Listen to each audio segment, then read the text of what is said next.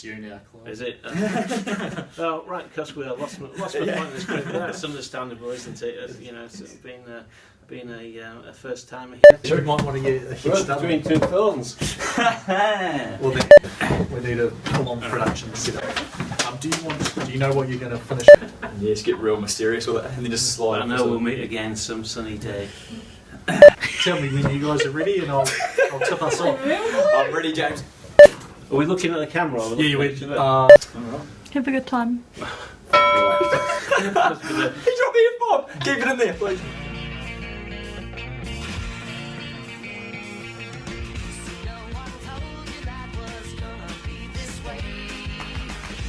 Okay, welcome everyone. Episode 9 of the closeout for 2020. James Lisserman, Community Basketball Manager. Clive Beaumont, General Manager. Marty Davison, Referee Manager. And on to I always forget that I start. The Miles Toyota Women's Premier League games from this the coming Saturday. North Canterbury put the clamps on UC standout Tessa Morrison, holding her to a season low 9 points. Nicole Stewart had 14 and Lily Nicol had 11, who picked up some of the slack, but North Canterbury were far too strong. Won all 4 quarters behind Ezra McGoldrick's 19 points and Masumi Yamada's 14. Final score, North Canterbury coming away with the win, 86-55. Yeah, that was fairly comfortable, Marty. I had the honour to watch the Holswell and Lincoln University game. Holswell steadily improving from their disastrous first round and had arguably their best showing of the season, starting out with the lead, Sapphire Waro scoring 7 as part of her 13 points. However, Lincoln hit back with a 12-0 run in the first quarter to get the lead and then extended it in the second quarter. To be up 17 at half time, with Lauren Hippolyte excelling with 15 points in that run. Holswell fought back and cut the lead to single digits in the fourth, and I certainly observed this and thought, oh, we might have a surprise on our hands here, but no, Lincoln were just too strong and finished off behind Ashley Strawberry's 20 points to win 76-58. But a great game, and well done to the girls. Cool. Into the men's, Miles Toyota Men's Premier League, Atami versus University of Canterbury. This was a very, very well played game. There was 4 points in it to start off the fourth quarter, 63-59. Brent Fisher had 19 points and 9 rebounds. Jacob Mulholland had 14 points for UC. But it was Atami's depth that was the story here in the fourth quarter. 23-8 fourth quarter points scoring for them. Had a pretty flattering scoreline in the end, and Ben Williams named final game MVP by the stats crew, 19 points, 8 rebounds and 7 assists. Newly married Ben Williams, I should say. Oh, congratulations. Derek Albertson had 13 as well, and the final score, as I said, reasonably flattering for Atami as they completed a perfect round 1, 86 UC 67. Yeah, well done, Atami. Lincoln University versus North Canterbury.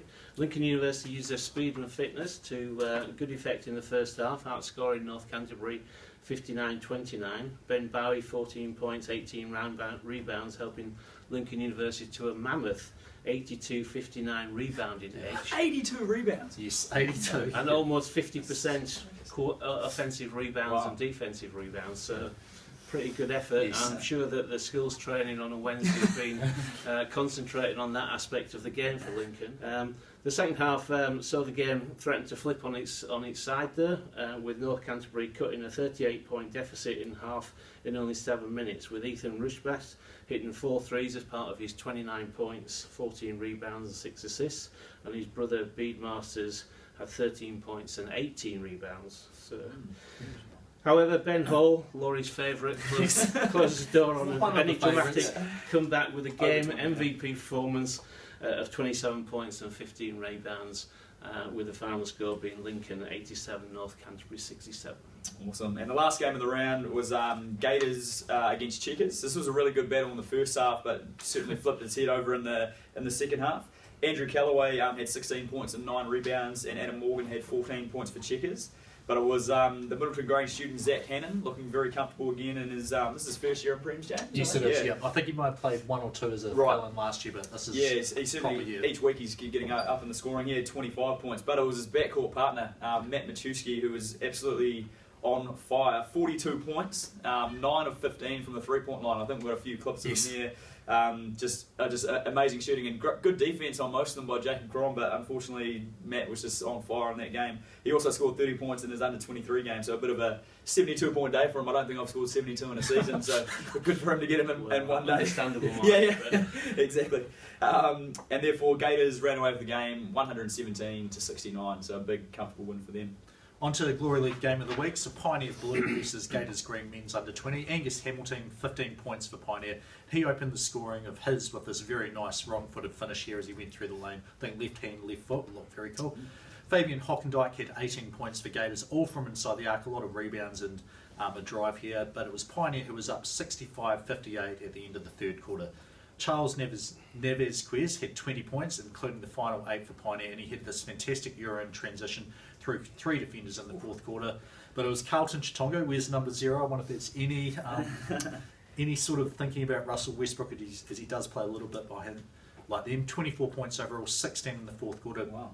He gave Gators their first lead since the first quarter when he got not one, but 2 Pioneer defenders to jump on this fake and scored it afterwards. Richard Hancock scored 18 overall for Gators, and he scored the final points for them after some excellent defence and a great break started pass from Carlton, put Gators up 4 with 39 seconds left to go.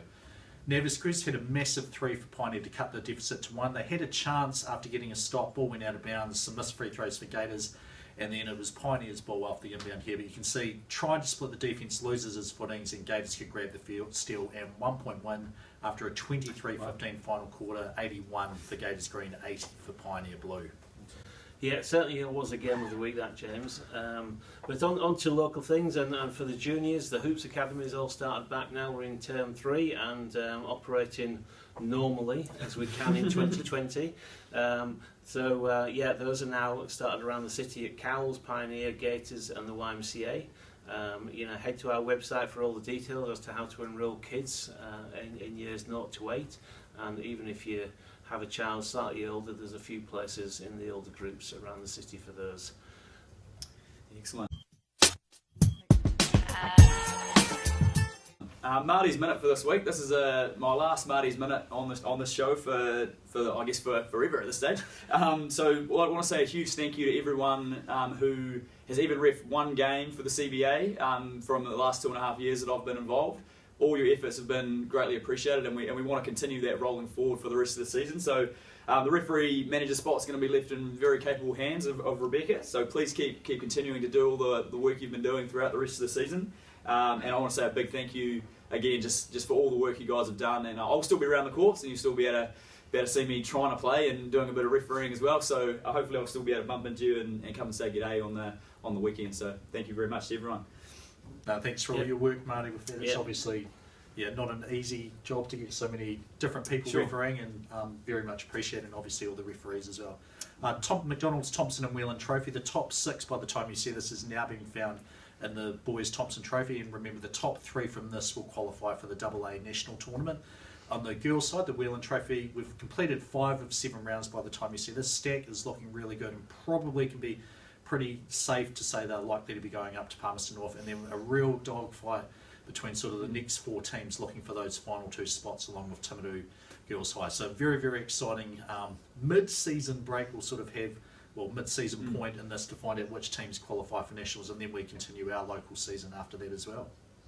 Yeah, incredible to think we passed the halfway part of the season, James, and to think that only a few weeks ago we were scratching our heads thinking, are we going to play anything at all, and am I going to be the first general manager in history to sit there for 12 months without seeing a game of basketball? But no, I'm glad we were able to do that. And moving on, this week we enter August on Saturday, believe it or not, and we have the Miles Toyota Premier League games, both women's games tip off at 12:10. Almost said kick off then from my previous life, but I didn't, which is good.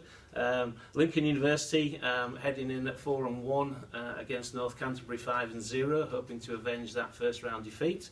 I'm looking forward to that because Lincoln certainly looked pretty good, although without Ashley Strawbridge this weekend. Well, both teams will be missing some players, so it should be. He'll be down a couple as well, won't they? So maybe we do look for an upset there, and Lincoln turning the tables and perhaps evening things up at the top of the division. Canterbury University play Holswell on court 2. Obviously, Holswell 0-5, UC 1-4. But Holswell, like I say, much improving. And speaking to their coach after the game on Saturday, Dean was saying that that can only help when they've now got a full squad in training. And certainly the girls were picking up on the performance on Saturday, so I'm hoping to see a pretty close game there. Excellent. And on the men's side, we've got 3 games this week. Lincoln University 3-3 against University of Canterbury, who are 2-4. That's the first game at 1:45. Second game 3:20. Pioneer against North Canterbury. Pioneer 4-2. NC 1-5. But again, anyone, it seems like James and Clive in this competition can beat anyone on any given day. So the record's probably not quite as reflective of how close the games have been for some of them. And you're not there this weekend as well, so Yeah, you've built an excuse. Yeah, good point. Yeah, exactly right. And the last game, the Hoban Trophy final, actually is going to be a cracker of a game at 4:55. Atami, who are undefeated so far this season, 6-0, against Gators 4-2, who have been playing really well as of late. So that'll be an awesome first round final on Saturday. I think that'd be a great matchup, and looking forward to seeing it and being there to present my first trophy in my role as general manager. On Sunday the Canterbury under 13 rep trials got underway. We were delighted to hear and see that over 200 kids came to attempt to get into the Canterbury rep sides for the Ashburton Regional Tournament in October. So superb effort by CRBF and Mel Downer there in getting that organised. And obviously running a great session for the kids and starting to assess them. Obviously those trials will continue in a couple of weeks' time, and then we'll see the sides picked for Ashburton, and of course the rest of them to come hopefully here to the new 3x3 tournament that we'll be running in Christchurch on October the 5th. It's very cool. Sal's NBL showdown, that wraps up this week, so no, it's felt like it's gone pretty quick. The Rams played Nelson on Tuesday night, so I don't actually know the winner of this, but I do know the loser has been eliminated from the rest of the playoffs, and there'll be 2 final playoff games Wednesday and Thursday night before the grand final will be played on Saturday 7:30 on Sky Sport 9, and you will see Marty Davison up there, obviously not playing for Pioneer in the afternoon, and that is why. Yeah, fair enough. And of course at the weekend is the culmination of the Sky Sport Tall Ferns camp, which started this week. 3 local representatives up there: Mary Goulding, Helen Matthews and Ashley Strawbridge. So it's great to see local talent on the stage for the Tall Ferns, and being part of that showcase game at 5 p.m. on Saturday. Awesome. On to plays of the week now. We've got first one here from Lincoln University's Noah Price. Takes the nice dish from Hamish Robinson, takes the contact and a nice little kind of double clutch reverse finish, and takes the foul and M1. So great finish by Noah there. Yeah, my first term at this in terms of player of the week, but I just can't go past Matt Macheski's 9 3-pointers in the Toyota Men's Premier League. Fantastic effort by Matt, obviously on fire all day. Don't know how much shooting practice he's put in, but I guess someday, like in all sports, on your day, it's your day, and you can't miss if you tried. So well done to Matt, a superb effort. No, he is a good shooter. I'm not, like, 9 of 15 is really good from 3-point shooting, but I'm not like, that'll never ever happen again for him. Like, although the defense, like, you might see him start getting double teamed, not allowed to get 15 shots. I'm wanted to hear that, James, because I'm sure he thinks he's going to do it every week. He is a good shooter. My one here, the stat connection's on display, and this is being extremely confident in what your teammate can do here. Benji Freeman with the steal, and this is only a 5-point game at this stage with 10 seconds left in the half. He could have a wide open layup, see the nice lob passed up to the big man, Flynn McGuinness, running the floor, and he catches it and easily flushes it. I was lucky enough to be there right on the baseline as this happened, to see it from that angle, so there might be a few photos as well as the video here, but yeah, I mean, if it was me coaching, I probably would have rather had Benji take the easy layup, but as a member of the crowd and with, I was excited to see a cool finish like that. Nice. Yeah, well, finally, thanks to another of our sponsors this week, Foodstuffs Charitable Trust, which is part of the New World PAK'nSAVE setup. They fund charities like ourselves who put on things for kids, and they are helping us this year, as well as PAK'nSAVE Wainoni, in their support of the Midnight Basketball programme, which we run in terms 1 and coming up in term 4. Hopefully with the third venue in term 4 this year as well, so that'd be great. No, I think you did a good job. Yeah, good job, Clive. Episode 1 for you, but Yeah. this wraps up week 9 of the closeout. Good job, good effort. Be kind with the feedback. And it's not goodbye from me. I'll see you guys around the courts. All the best. Thank you very much.